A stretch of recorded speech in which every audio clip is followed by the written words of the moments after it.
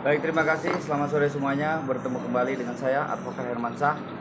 Kebetulan hari ini saya sedang berada di daerah Barito Timur, ya, Kalimantan Tengah.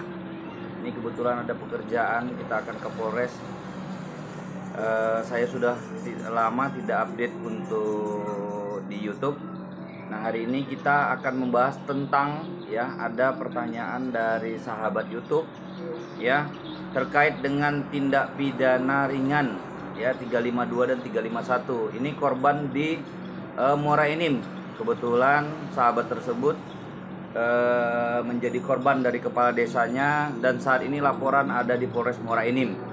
Nah, bagaimana jabaran tentang 351 ini? Nah, 351 ini ada beberapa tingkatan. Yang paling sederhana adalah penganiayaan biasa, 351 ayat 1. Nah, sahabat ini, ya, temannya korban dari Kades, ya, yang katanya ada dugaan pencekikan leher yang berakibat adanya luka memar, ya, membiru, kemudian sempat dirawat di rumah sakit.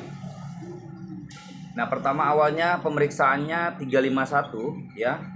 Namun setelah itu jadinya 352. Nah, seperti apa sih beda 351 dan 352 menurut undang-undang Kitab Undang-Undang Hukum Pidana, ya. Nah, kalau 351 sendiri itu minimal ayat 1 itu kalau kita compare ke KUHP-nya, ya, pasal 21 itu huruf B, bahwa meskipun 351 ayat 1 itu hukumannya di bawah 5 tahun, ya, tepatnya 1 tahun 8 bulan, namun 351 itu memiliki pasal pengecualian yang bisa ditahan. Sedangkan 352 itu adalah tindak pidana ringan yang dalam prosesnya itu tidak dilakukan penahanan dan penangkapan, karena memang itu tindak pidana ringan di mana juga hukumannya ringan, ya, dan sistem peradilannya juga sistem peradilan singkat.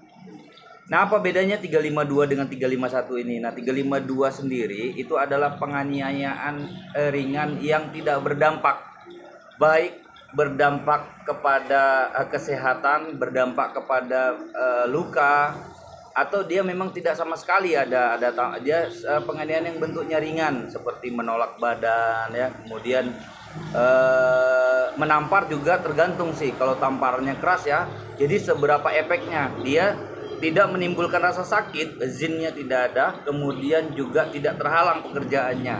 Namun ketika menimbulkan rasa sakit dan tidak enak dan adanya terhalangnya pekerjaan, ya, itu tidak lagi masuk 352, dia masuknya ke 351. Nah, bagi teman-teman, kawan-kawan, ya, sahabat YouTube yang di Muara Enim, ketika memang awalnya laporan itu masuk ke 351 kemudian 352, ada indikasi sedikit, ya, di situ penyidik bermain, tapi masih indikasi dugaan. Nah, yang saudara kejar adalah, ya, sahabat YouTube, buat surat tujukan kepada Kapolda, kemudian juga tembusan suratnya kepada Irwasda, kemudian Kabid Propam. Nah, nanti ini berjenjang juga tembuskan ke Mabes Polri, Irwasum, dan Kadif Propam.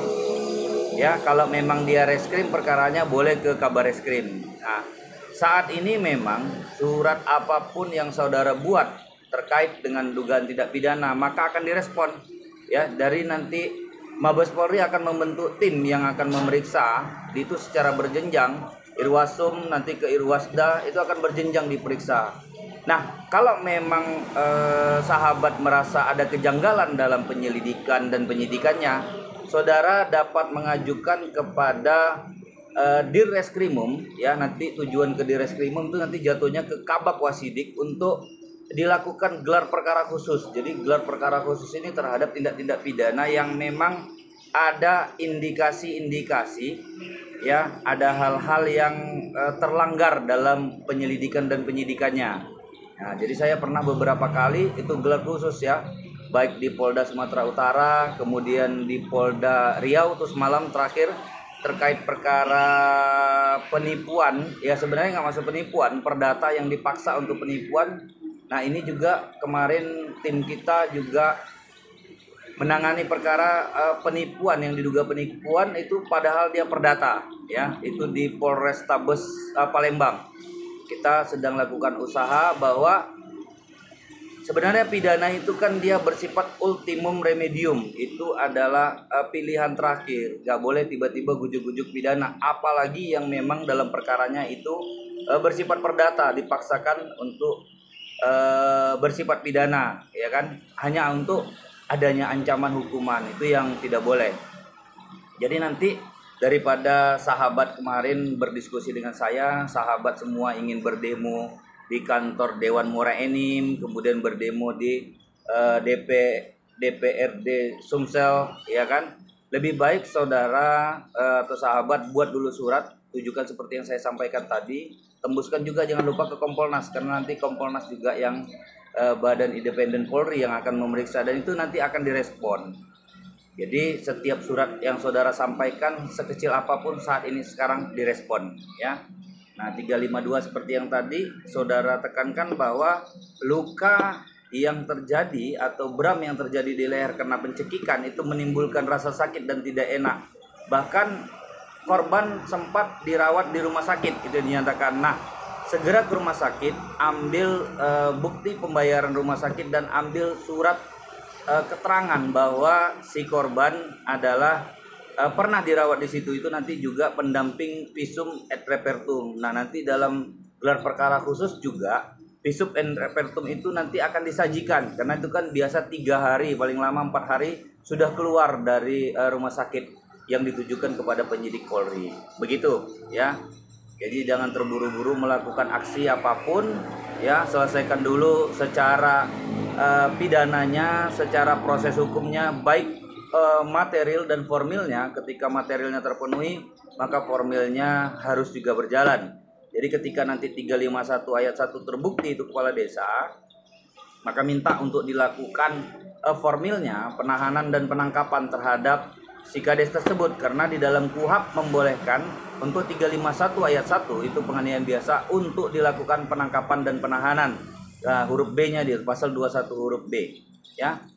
Oke, begitu saja. Jangan lupa like dan subscribe-nya. Semoga ini bermanfaat. Terima kasih.